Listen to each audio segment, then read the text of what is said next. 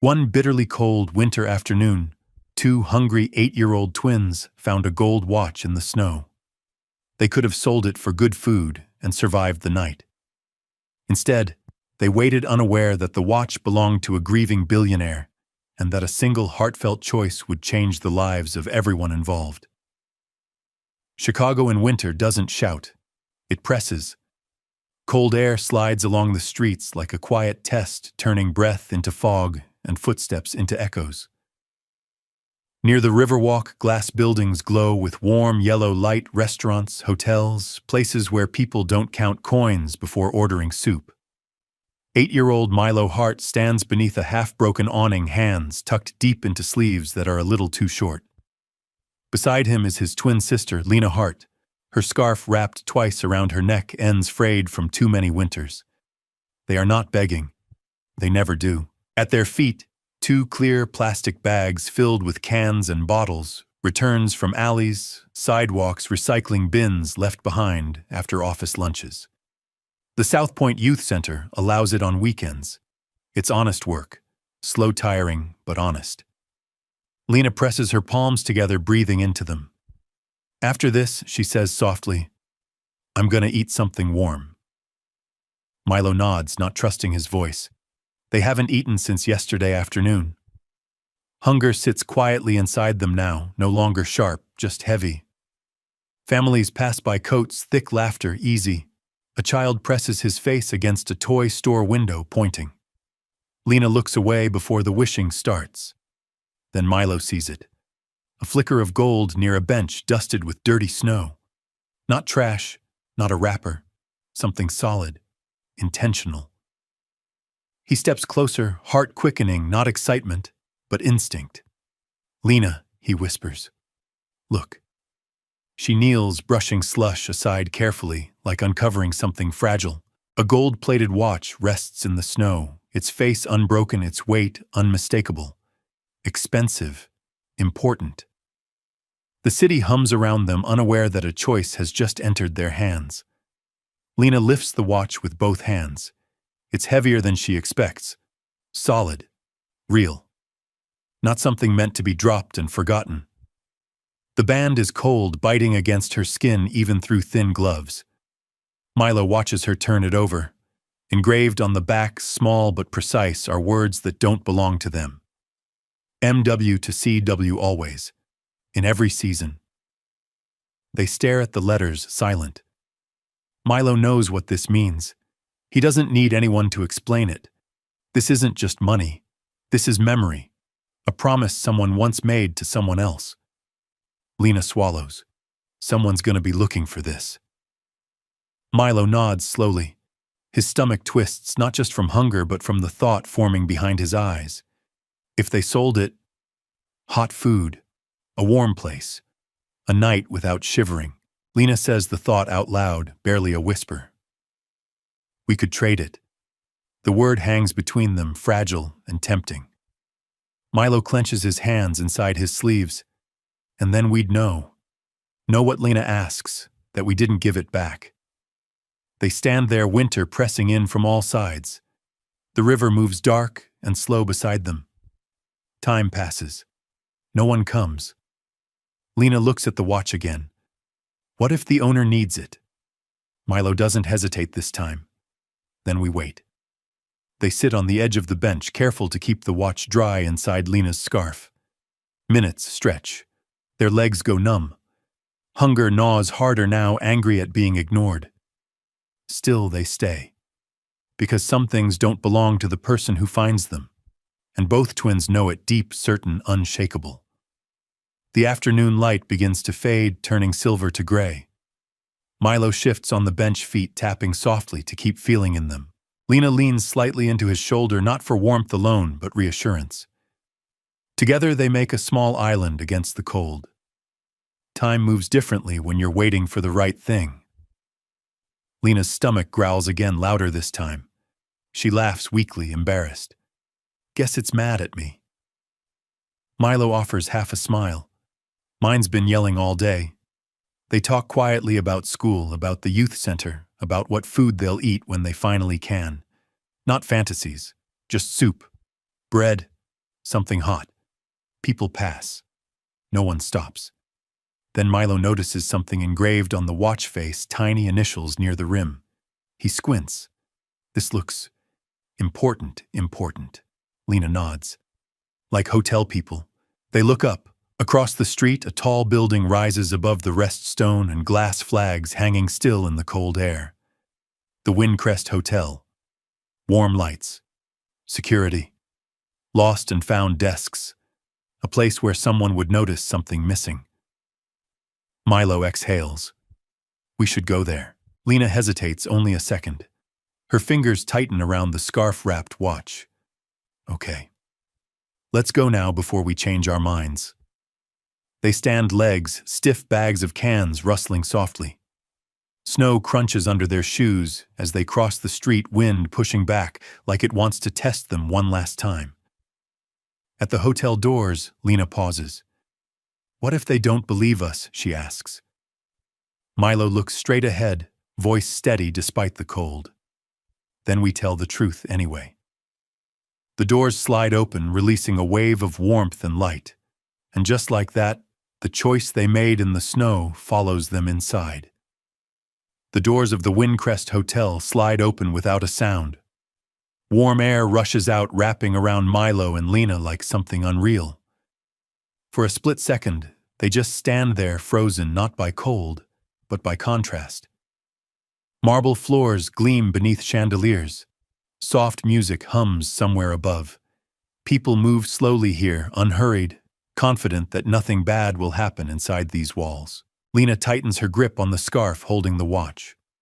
Milo steps forward first. His shoes squeak softly on the polished floor. He doesn't look down. He knows if he does, he might feel too small. A security desk stands near the entrance. A middle-aged guard looks up surprised but not annoyed. He notices the twins' red cheeks, their thin coats, the bags of cans in Milo's hands. Hey there, he says gently. Can I help you? Lena swallows. Her voice wobbles once, then steadies. Yes, sir. We found something outside. She carefully unwraps the scarf and places the watch on the counter like it might break if handled wrong. The guard's eyes widen, not greed, not suspicion. Recognition. He doesn't touch it right away. Where did you find this? He asks quietly. By the Riverwalk bench, Milo answers. Near the bridge. The guard exhales slowly and finally picks it up with both hands. His posture changes instantly. Straighter. More alert. This belongs to someone who's been looking for it, he says. You did the right thing. Lena lets out a breath she didn't realize she was holding. The guard makes a call, voice low and respectful. Sir, I believe we have your watch. Milo and Lena exchange a look. Sir. Not guest, not customer, something else. While they wait, the guard offers them seats and small cups of warm water. No questions that feel like judgment. No rushing. Minutes pass. Each second feels heavy. Then the elevator doors open. A tall man steps out, coat perfectly tailored, eyes tired in a way money can't fix. He walks fast, but when he sees the twins, he stops. Completely. Calder Wynn doesn't notice the lobby first. He notices the watch. Even from across the room, he recognizes it. The shape, the gleam, the way the light bends along its edge. His breath catches, not loudly, not dramatically, just enough to hurt. That watch was never about time. It was about Marin. She gave it to him years ago on a quiet winter night, slipping it onto his wrist and smiling like she knew something he didn't. So you'll stop working, she teased. Or at least remember what you're working for. After she passed, the watch became an anchor. The last thing she chose for him. The last thing that still felt like her. Calder steps closer. Slowly now. The guard speaks softly. These kids found it outside, sir. Calder looks down. 2 children, twins, 8 maybe. Their coats are thin. Their faces tired, but their eyes are steady, honest. Lena lifts the watch toward him with both hands. Sir, she says, voice small but clear, Is this yours? Calder takes it carefully, as if it might disappear. His thumb traces the engraving. His jaw tightens. Yes, he says, it is. For a moment, no one speaks. Then Calder looks at them again. Why didn't you sell it? The question slips out before he can stop it. He doesn't mean to test them. He just needs to understand. Milo answers without hesitation. Because it wasn't ours. Simple, certain. Calder feels something break loose inside his chest. You could have gotten a lot for it, he says gently. Food, warmth, Lena nods, we know. Then why wait, he asks. She meets his eyes. Because someone would be sad if it was gone forever. That's it. Calder closes his eyes briefly. When he opens them, they're wet. He clears his throat. Are you hungry? Milo hesitates, then nods once. Yes, sir. Calder straightens, decision made. Come with me. Please. Not an order. An invitation. The private cafe room is quiet, warm, protected from the noise of the lobby. Bowls of soup are placed gently in front of Milo and Lena. Bread, cocoa steaming in thick mugs. No cameras, no staring strangers. Just warmth. Lena wraps her hands around the mug, eyes closing for a second. Milo eats slowly, carefully, like the food might vanish if he rushes it. Calder sits across from them, the watch back on his wrist. He watches them eat not out of pity but respect. He knows hunger. Not like this, but enough to recognize it. My name is Calder, he says softly. Thank you for bringing this back. Milo nods, mouth full. Lena smiles shyly. You're welcome. Calder gestures to the bags by their feet. Those from today, yes, Milo answers. We turn them in for the youth center. Calder raises an eyebrow. You didn't stop to eat. Lena shrugs. We wanted to return the watch first. Something inside Calder settles. Heavy, solid. He asks questions carefully. Where they stay. Who helps them. School. He listens more than he speaks. They tell him about South Point Youth Center. About Ms. Ramirez. About trying to be good kids even when things are hard. Calder leans back, exhaling slowly. You two did something rare today. Milo frowns. We just did the right thing. Calder smiles, not polished, not practiced. Real. Exactly. He glances at his watch once more, then back at them. Would you allow me, he asks gently, to help you the way you helped me? Lena looks at Milo. Milo looks at her. This time, hope answers before fear can. The soup bowls are nearly empty when Calder speaks again. Not with excitement, not with pity, with care. I don't make promises lightly, he says, resting his hands on the table. So I want to be clear about what I'm asking. Milo and Lena sit straighter. They've learned to listen closely when adults change their tone. I want to help you, Calder continues. Not for a photo, not for attention, but because what you did today matters. Lena's fingers tighten around her mug. Help how Calder doesn't rush the answer. Food, a stable place, school support, and supervision from people who know what they're doing. Milo's voice is cautious. Like a foster home, like a plan, Calder says gently. One that involves the youth center you trust. Ms. Ramirez, professionals. Nothing happens without consent and proper steps. Lena looks down at the table. What if people think we took the watch to get something? Calder's eyes soften. Then they'd be wrong, and I'd say so. He pauses, choosing his words carefully. I lost my wife. That watch was her last gift to me. You didn't know that, and you returned it anyway. Silence fills the room. Not awkward, heavy with meaning. Calder adds, that tells me more about you than any background report ever could. Milo swallows. We don't want to cause trouble. You didn't, Calder says firmly. You reminded me what integrity looks like. He leans back slightly. I'll call Ms. Ramirez. We do this the right way. Slowly. Lena looks at Milo. Milo nods once. Okay, Lena says softly. But, we want to stay together. Calder smiles. That was never a question. Ms. Ramirez arrives an hour later, coat still dusted with snow. She's calm but alert, the kind of adult who never forgets her responsibility. Her eyes move from Calder to the twins, checking their faces first. "Are you okay?" she asks them. Milo nods. "Yes, ma'am," Lena adds. "We ate." Ms. Ramirez exhales, relieved, then turns to Calder. "I've been briefed." Calder stands respectful. "Thank you for coming so quickly." They sit together, no grand gestures, no pressure.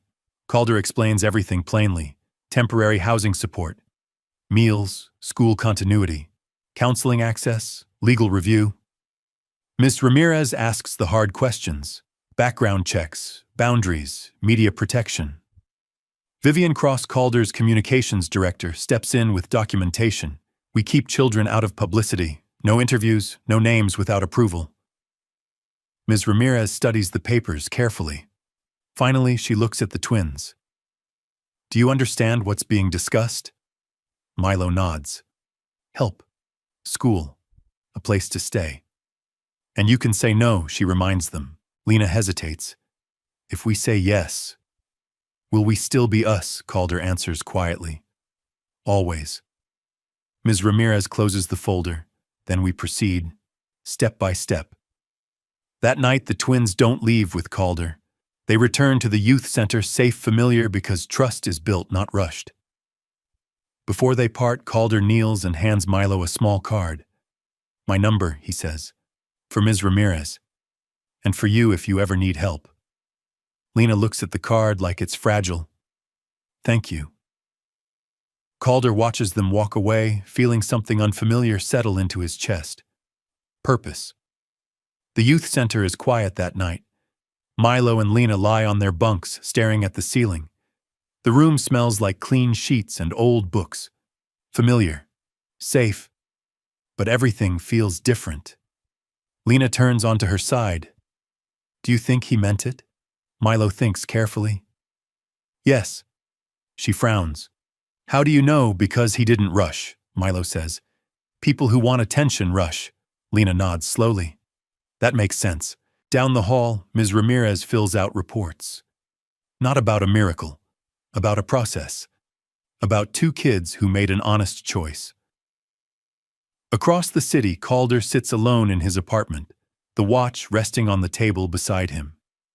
He doesn't wear it yet. He remembers Marin's voice, soft, certain.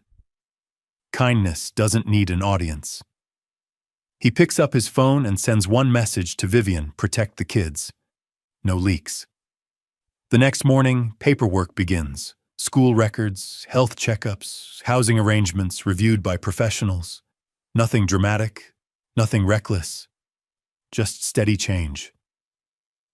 At school, Milo raises his hand more. Lena smiles easier. They don't tell their classmates everything. Some stories are private, but when the bell rings and they walk back toward the youth center, Lena says something she hasn't said in a long time. Tomorrow, she says, might be better. Milo looks up at the gray sky, then back at her. "Yeah," he agrees. "I think it will be." And somewhere in the city, a gold watch finally ticks again, not measuring time lost, but time beginning. Change doesn't arrive all at once. It comes in folders, signatures, phone calls made during lunch breaks, schedules adjusted quietly. 2 weeks after the watch is returned, Milo and Lena step into a small, sunlit apartment, managed through Calder's foundation, approved by the city, supervised by the youth center, staffed with adults whose job is stability, not control. No gold furniture, no luxury pretending to be kindness, just warmth that stays. Lena runs her fingers along the kitchen counter like she's memorizing it. Milo opens a closet and freezes. "Lena," he whispers. Inside hang 2 winter coats, new, thick, the kind that don't let cold sneak through seams. They don't shout. They don't jump. They just stand there stunned by something simple. Nothing is temporary here. That night they eat dinner at a table that doesn't wobble.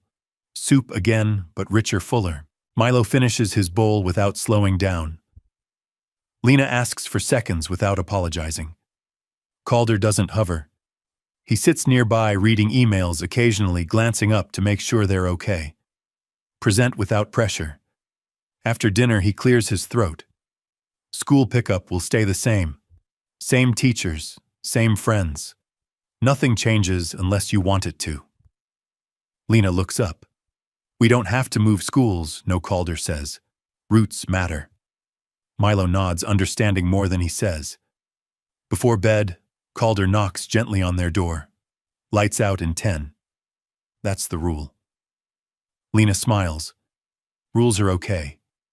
As the lights go off, Milo stares at the ceiling, not counting cracks this time, but listening to the quiet hum of heat in the walls.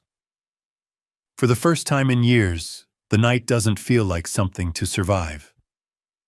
Morning arrives softly. No rushing footsteps. No anxiety about where to be. Just sunlight through the curtains and the smell of toast. Lena sits at the table coloring while Milo ties his shoes. Calder pours juice and asks a question that feels strange in the best way. What are you looking forward to today? Milo blinks. Math club. Lena grins. Art.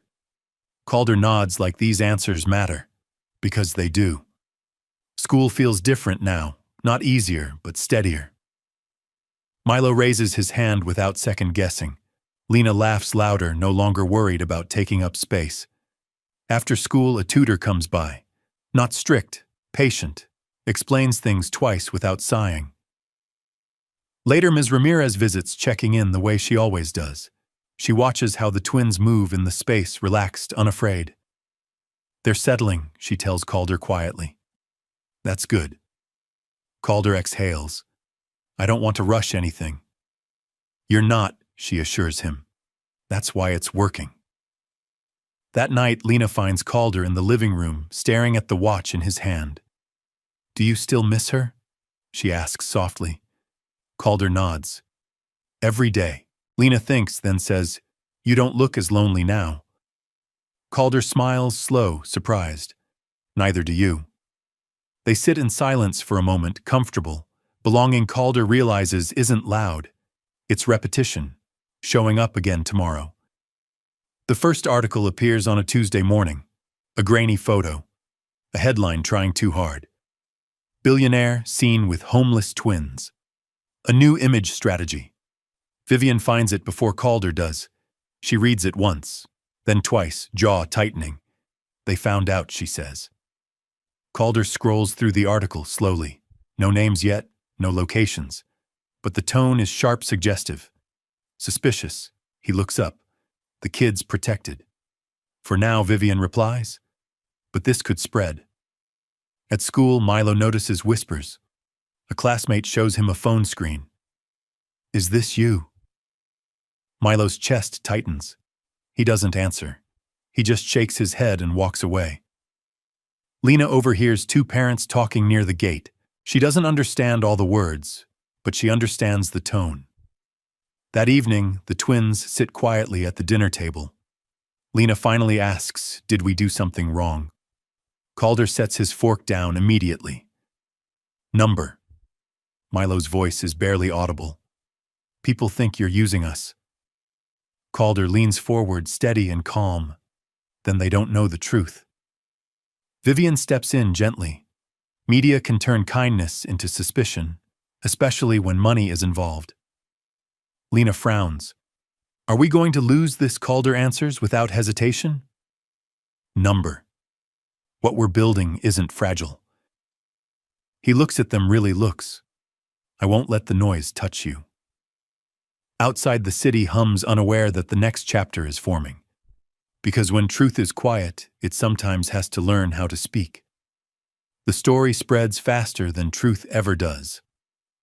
By the end of the week, the article has been reposted, rewritten, exaggerated. Words like staged, manufactured, and image laundering begin to appear, slick phrases that sound intelligent, but mean nothing to the people involved. Calder reads everything, slowly, carefully. He never raises his voice. Vivian stands across from him, arms folded. They're circling, she says. finance blogs, lifestyle outlets, even one late-night host. Calder rubs his temple. Are the kids' names out? Not yet, Vivian replies. But they're fishing. At school, Milo notices the change first. Teachers are kinder, too kind, careful in a way that feels like walking on glass. A classmate jokes loudly, guess honesty pays, then laughs, unsure if it's funny. Milo doesn't laugh. Lena feels it too. Parents glance at her longer. Some smile, some don't. One woman whispers, "Those poor kids like Lena can't hear her." That night, Lena sits on her bed, knees pulled to her chest. What if they're right? She asks quietly when Calder checks in. Right about what Calder says. That we're a story, not people. Calder sits down across from her, not touching, not crowding. Lena, he says gently, people tell stories to make sense of things they don't understand. That doesn't make those stories true. Milo appears in the doorway. They think you bought us. Calder's chest tightens. I didn't buy anything. I committed to you. But the world doesn't know that, Milo says. Calder nods. Then the world needs clarity. Vivian enters with her tablet. There's pressure to respond. Silence is being framed as guilt. Calder looks at the twins. I won't speak about you without your permission. Lena hesitates. Do we have to be there? No, Calder says immediately. You don't owe anyone your faces or your pain. Milo looks at his hands. But if you don't say anything, they'll keep talking. Calder closes his eyes for a moment. He remembers Marin's voice, steady, unafraid. Truth doesn't shout, but it doesn't hide either. He opens his eyes. Then I'll tell my story. The watch. The choice you made. Nothing else. And us, Lena asks. You'll stay protected, he promises. Because the story isn't what happened after. It's what you did before anyone was watching. The backlash sharpens before it softens. A morning show panel debates Calder's intentions. One commentator shrugs and says, nobody does this for free. Calder turns off the television without a word. Vivian lays out options like chess moves. We can issue a statement. We can do a sit-down interview. Or we can wait. Calder shakes his head. Statements sound like lawyers. Interviews turn into spectacle. What about a press conference, Vivian suggests? Controlled, transparent, one time. Calder exhales slowly. Only if it protects the kids. At the youth center, Ms. Ramirez calls an emergency meeting. These children will not be displayed, she says firmly. No photos, no names, no appearances. Calder agrees instantly. They stay out of it. Milo overhears adults talking in the hallway. He hates not understanding every word. Later that night, he asks, are you sure this won't mess everything up? Calder answers honestly. I don't know, but hiding the truth will. Lena frowns. What if they still don't believe you? Calder looks at her. Then at least they won't be lying with us. The next day, Vivian schedules the press conference. No banners, no dramatic lighting, no charity branding, just a podium, a room, and a watch. Calder spends the night before the conference alone, sitting at the kitchen table. The watch lies in front of him, ticking softly. He remembers the night Marin gave it to him. Snow outside. Silence inside. Her hand warm on his. If you ever lose this, she'd said lightly. I hope whoever finds it has a good heart. Calder almost laughs at the memory, almost cries. Across the hall, Milo and Lena sleep. Calder doesn't wake them. He doesn't rehearse in front of them. Some things don't need an audience. The room is full. Cameras, notebooks, murmurs. 100 people ready to decide who Calder Wynn is before he opens his mouth. Vivian steps to the podium first. This conference is on the record, she says. No questions until the end. Calder approaches slowly. He doesn't smile. He places the watch on the podium. I lost this, he begins, voice calm but firm. It belonged to my late wife. The room quiets. 2 children found it, on a freezing afternoon. They were hungry. They could have sold it. A pause. They didn't. A ripple moves through the room, not applause. Attention, Calder continues. They waited in the cold to return something that wasn't theirs. Before anyone knew who I was, before there was help, before there was benefit. He lifts the watch slightly. This was returned to me with nothing asked for. He looks up, eyes steady. That is the entire reason they are in my life now. A reporter raises a hand impatiently. Vivian gestures for patience. I did not adopt a story, Calder says. I responded to integrity. He explains the process.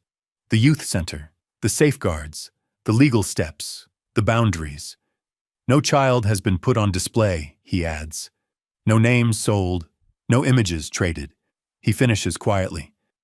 If you want to criticize me, do so.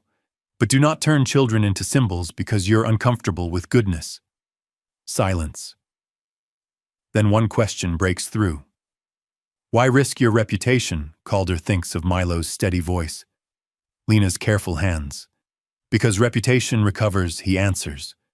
Character is harder to rebuild. He steps back. The watch ticks once on the podium. And for the first time since the headlines began, the room listens not to noise, but to truth. The silence after Calder steps away from the podium is not empty. It's heavy, dense, the kind that presses against people's chests before they know why. No one claps. Not yet. Reporters glance at one another, pens hovering. A few lower their cameras, not instructed, just instinctive. The watch remains on the podium, ticking softly, impossibly loud in the quiet room. Vivian steps forward. Questions, hands rise. A journalist from a local paper speaks first, voice slower than before. Mr. Wynne, did the children ask for anything at all when they returned the watch? Calder shakes his head. No. Another reporter asks, were they aware of who you were? No, Calder replies. They didn't know my name. They didn't know the watch's value.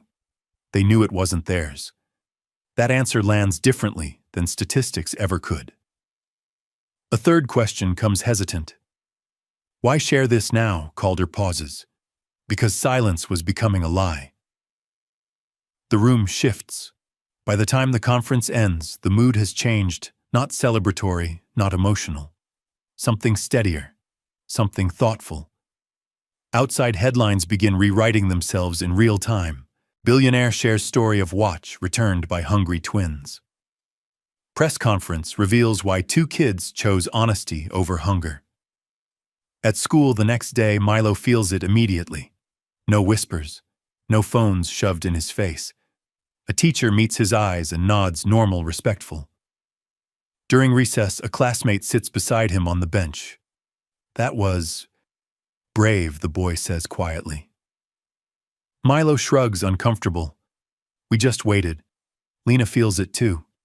A girl from art class hands her a new pack of crayons, not charity, just sharing. I liked what you did, she says. My mom talked about it last night. At the youth center, Ms. Ramirez watches donations arrive, not massive checks, but envelopes, grocery cards, notes that read, for the kids who reminded us. She calls Calder that evening. You changed the tone, she tells him.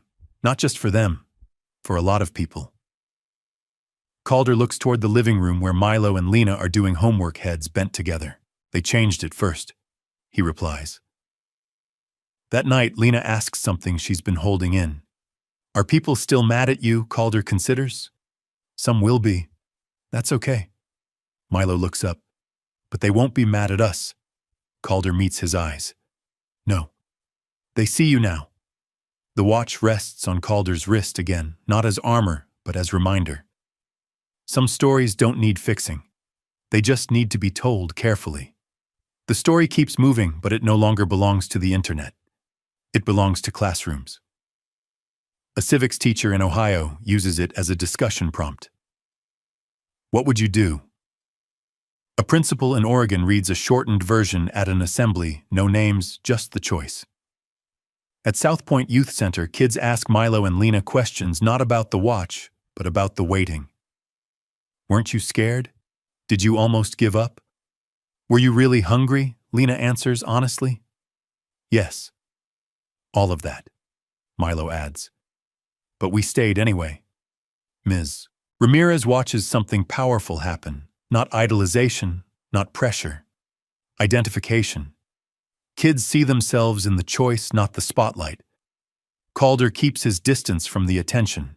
He declines interviews, donates quietly, shows up on Tuesdays to tutor math, no press, no photos. One afternoon, he overhears Lena explaining fractions to a younger girl. Think of it like sharing soup, Lena says. You don't need more than your part. Calder smiles to himself. At home, routines settle. Homework, dinner, laughter that comes easier now. Milo joins a robotics club. Lena's art teacher submits one of her drawings to a local exhibit, an image of two small figures holding something bright against a dark background. The title, Not Ours. One evening, Milo finds Calder staring out the window again. You okay? Milo asks. Calder nods. Just thinking. About the watch, Calder shakes his head. About the day you found it. Milo sits beside him. I thought about leaving, a lot. Calder turns to him, and Milo shrugs.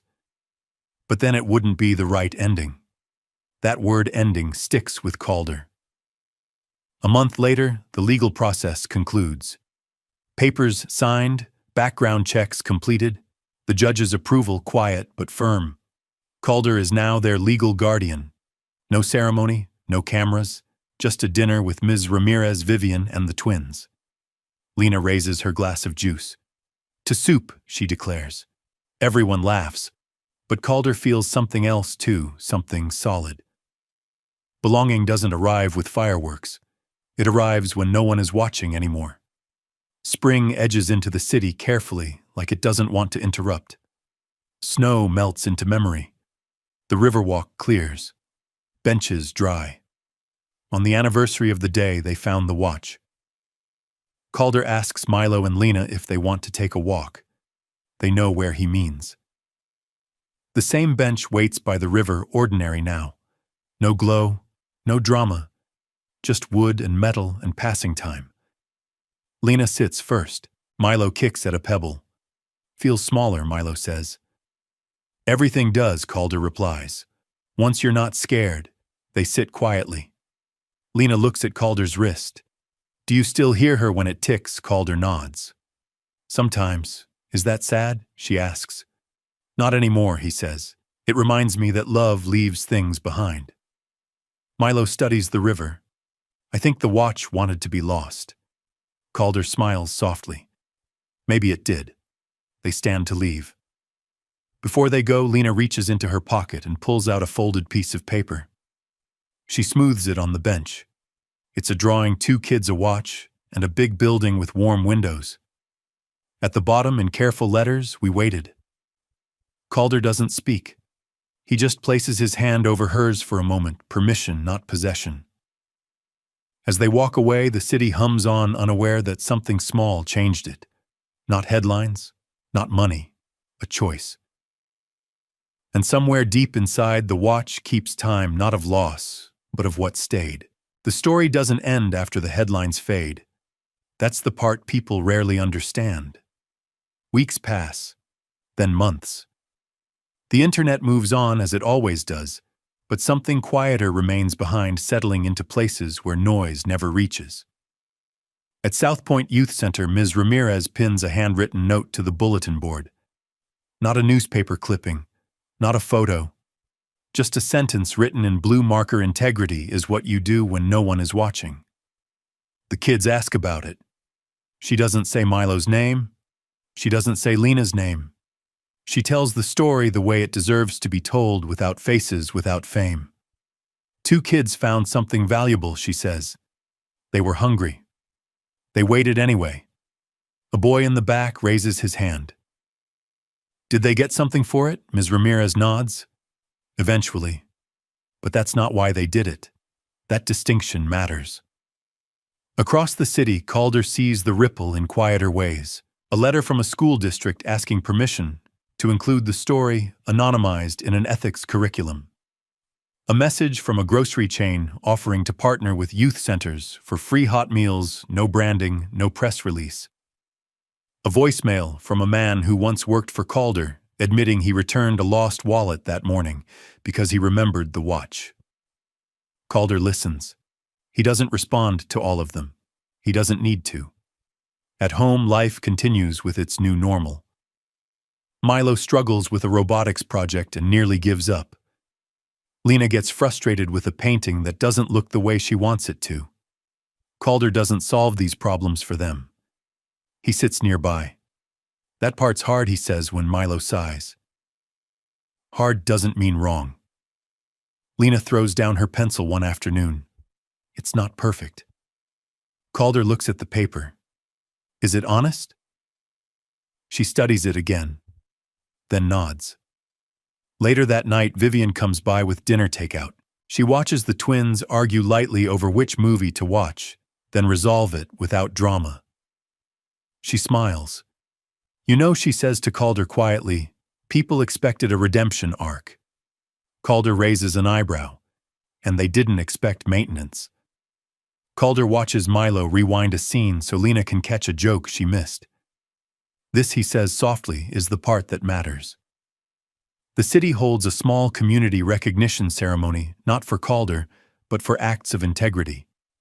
Teachers, volunteers, everyday people. Ms. Ramirez is invited to speak. She doesn't mention wealth. She doesn't mention tragedy. She says, we tell kids to do the right thing. Rarely do we show them that the world can meet them halfway when they do. In the audience, Milo sits still, hands folded. Lena leans into Calder's side just slightly. When applause comes, it's gentle. Not for heroes, for examples. That night, Lena asks something important. Are we normal now? Calder thinks carefully. You always were. She smiles, relieved by the answer. Outside, winter finally releases its grip. Spring steps fully into the city, not suddenly, but honestly. And the watch keeps time. Not for the past, for what continues. The future doesn't announce itself. It unfolds in small confirmations. Milo's robotics team wins second place. Not first. And he's okay with that. He learns more from the mistake than the medal would have taught him. Lena's drawing is displayed at the local library. No plaque, no press, just a small card beneath it. Honesty is a form of courage. Calder stands beside her as people pass. Do you like it? He asks. Lena tilts her head. I like that it's here. At home, routines deepen. Homework at the same table, dinner at the same hour. Arguments resolved, not avoided. Calder starts cooking on Sundays. He's terrible at it. Milo politely says, it's interesting. Lena adds, we appreciate the effort. They laugh. The kind of laugh that doesn't check for danger afterward. One evening, as rain taps against the windows, Milo asks the question that's been growing inside him. Were you scared to trust us? Calder considers. I was scared not to. Lena looks up from her book. Why? Because you showed me something, Calder says. That values aren't theoretical. They're practiced. Milo nods slowly, absorbing that. Months later, Calder makes a quiet decision. He creates a fund not in his name, not in the twins, to support youth centers that teach ethics through action. Returning lost items, community service, mentorship. The fund has one rule: no publicity involving children. Ever. Vivian reads the proposal and smiles. Maren would have loved this. Calder looks at the watch. She started it. On the anniversary of the watch's return, the three of them walk the Riverwalk again. Same path, same bench, different air. Lena sits and swings her legs. I don't feel cold here anymore. Milo nods. Me neither. Calder stands for a moment, then sits between them. You know, he says, people will keep telling this story. Lena frowns. Will they get it right? Some will, Calder answers. Some won't. Milo thinks. That's okay. Calder smiles. Why? Because we know what happened. They sit in silence as the river moves past, steady, patient, unbothered by attention. Before they leave, Milo does something unexpected. He takes out a small notebook and writes one sentence, then tears out the page and folds it carefully. He places it on the bench. Calder doesn't read it right away. As they walk off, Lena looks back. Shouldn't we take it? Calder shakes his head. Some reminders aren't meant to be kept. Later, when the bench is empty again, the paper flutters slightly in the breeze. It reads, "We chose honesty, and it chose us back." The city doesn't stop. Life doesn't freeze, but somewhere between loss and hope, between cold and warmth, something real has taken root. And it stays. The future doesn't arrive with applause. It arrives quietly in mornings that no longer feel rushed, in nights that don't need guarding, in the small certainty that tomorrow will still be there when you wake up. For Milo and Lena, that certainty becomes the most precious thing they own. Summer comes gently to Chicago. The kind of summer that doesn't rush to impress, warm sidewalks, long evenings, the hum of the city slowing just enough to breathe. The twins grow into it the way kids are meant to grow, without fear. Milo wakes early most mornings now, not from anxiety but curiosity. He builds, takes things apart, leaves small metal pieces lined up neatly on the table. Calder never scolds him for the mess. He just asks questions. What's it supposed to do? Milo grins. I'm not sure yet. Lena sleeps a little longer. When she wakes, she opens her window first, always. She likes the light. Likes knowing it's there. She draws more now. Not because anyone tells her to, but because she wants to remember things exactly as they feel. Calder watches them from the doorway, sometimes careful not to interrupt. He's learned something important. Love doesn't announce itself. It shows up, repeatedly. On weekends, they walk to the Riverwalk. Not out of nostalgia, out of peace. The bench where everything changed has become just another bench, ordinary, unremarkable. That's how healing works. One afternoon, Lena sits beside Calder, legs swinging. Do you ever think she asks that if we hadn't found the watch? None of this would have happened. Calder considers the question seriously. I think he says that the watch didn't create what happened. It revealed it.